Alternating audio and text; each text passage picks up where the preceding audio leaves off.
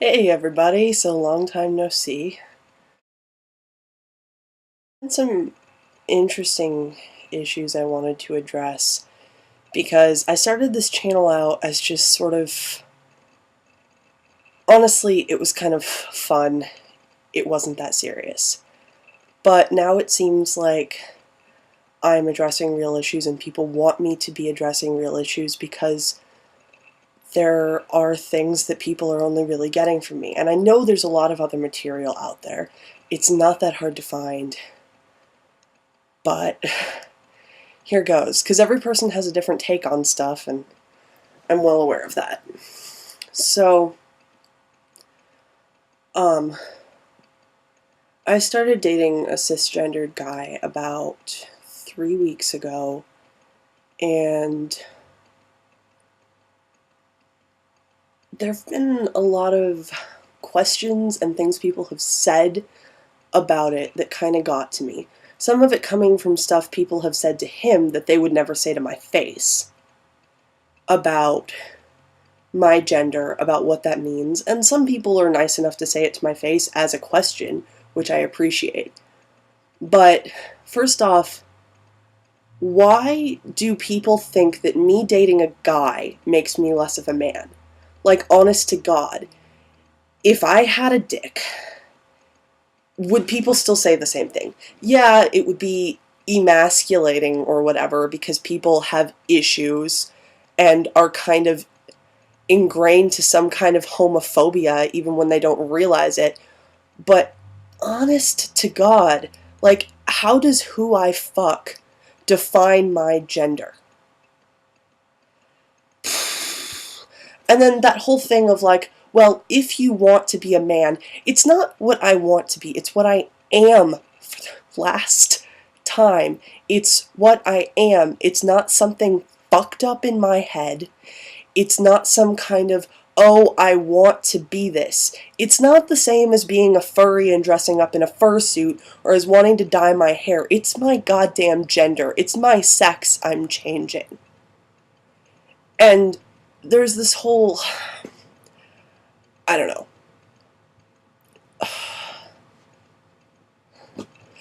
unarticulated fury.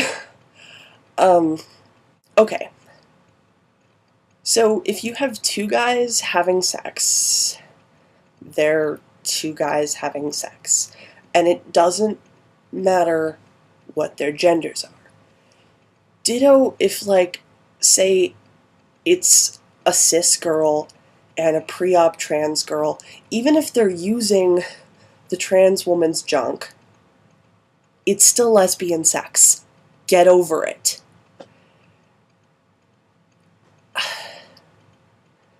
I guess I have trouble understanding why this is such an issue, why people have to call your sexuality and your gender into question over sex. It's... And every trans person has a different way of doing it. I'm severely uncomfortable with certain parts of my body and kind of in denial about a lot of them. For example, my binder, the magic thing that keeps my chest from showing, does not come off my body for anything except showering. That includes sleeping and sex. Because I don't want to deal with my chest. And that's just how I am. If someone is different, it does not make them less of a man. But that's how I handle things. And I feel like that does make some kind of a difference. I don't know. Or the fact that people have to call my boyfriend's sexuality into question because, you know, somehow dating me does not make him sufficiently queer to claim that label, or something. I don't fucking understand. I don't.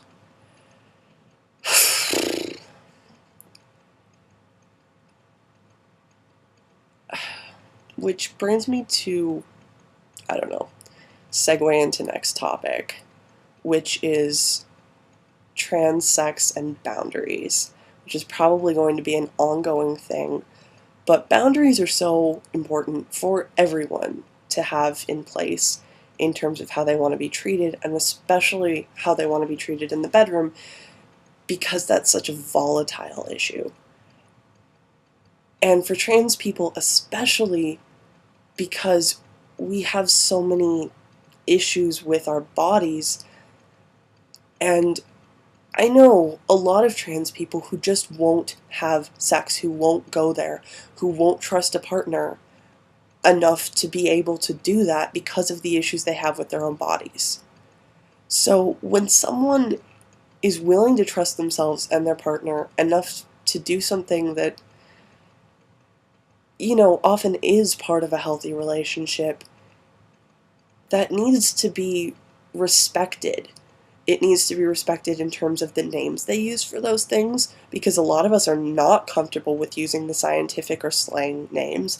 I tend to stick with junk and plumbing because any more specificity can freak me out. And in terms of what you touch, how you touch it, you cannot assume. You cannot. It's just, and it's such an issue because surgery is so expensive and so impossible for most people at my age. And then a lot of people, I have great hopes for the future of science, but at the moment there is actually very little functionality that can be achieved with bottom surgery for trans men. And I haven't figured out how to deal with that yet. I haven't figured out what I'm doing yet. I know what I want down there. I also know that's not something that science can ever feasibly give me. But some kind of closer approximation that, will hopefully be developed in the next decade by the time I can afford it. So,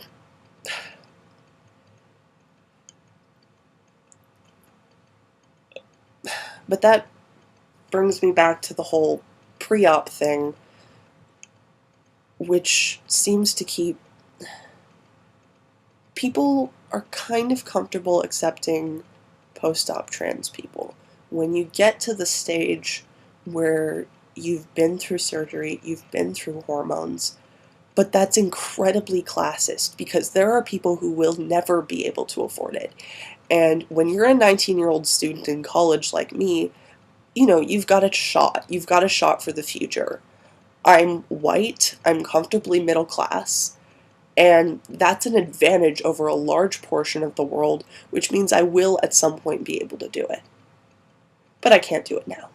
So, to bring in those prejudices about pre and post-op and say that pre-op people aren't really the gender they're going for yet is incredibly classist and incredibly cruel and makes people's lives so much harder. And when I don't have specific questions to answer, it's very difficult for me to, maybe address the questions that are out there. But